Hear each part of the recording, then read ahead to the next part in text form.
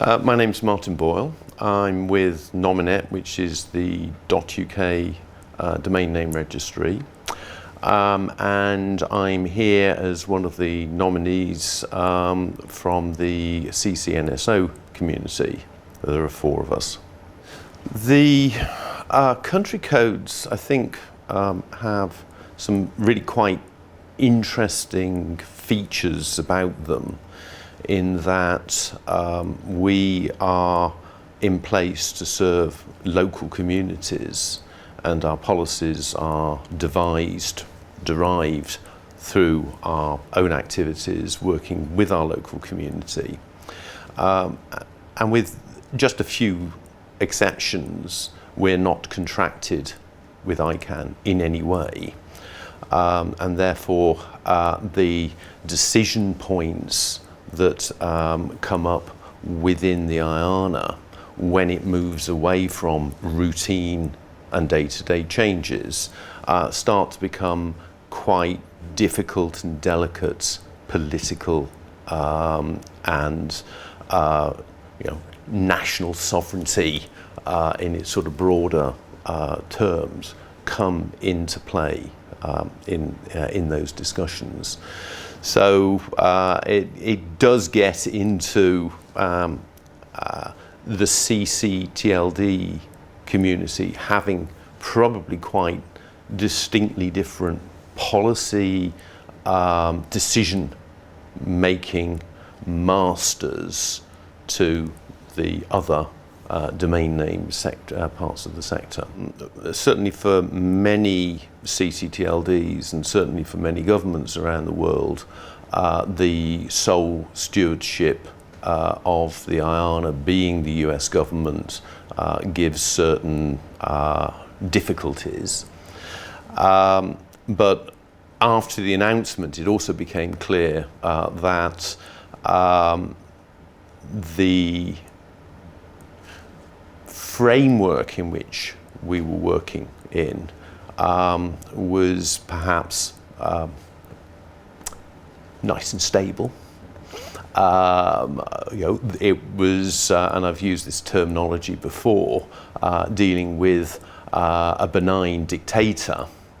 And of course, the idea that you leave that behind, we need to try and make sure that what we put in place as the new stewardship isn't a malign oligarchy, which could then disrupt or try to make decisions on behalf of the local community without that basic agreement of the local community. Those concerns are definitely and clearly out on the table, but I don't think anybody really would want to manufacture such a beast, but I think we've just got to make sure that there are certain things that happen and certain things that don't happen. So, what I would like to see coming out of the process is something that probably is reasonably well based on the statement of work in the existing contracts, service level agreements, separation of the policy from the IANA decision, so that IANA isn't making things up, it's going to the underlying policy. And then you need to have some safeguards as to what happens, how do you react, should the IANA free of US government decide that it wasn't going to meet service level agreements, or that it was going to make decisions on policy because it thought that what was being done in a ccTLD was not quite right. How can you challenge that? Where is your point of appeal? If there is a redelegation, is there an opportunity for an appeal? Is there a process that then looks at does an ex post analysis of, well, did you do a good job? What should you be improving? IANA in moving forwards. The ccTLD community identified its candidates through a process that was run from the ccNSO. It was an open process, and I, along with 10 others, put forward my candidacy.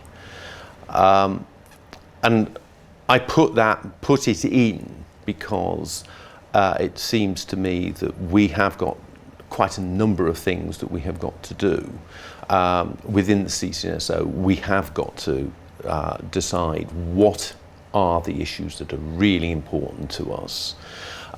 From the person on the committee, I think we have a serious role of reaching out to the widest possible community, making sure that they understand what the issues are at stake, and that we are reflecting their concerns so that those concerns are being taken into account as we move forwards.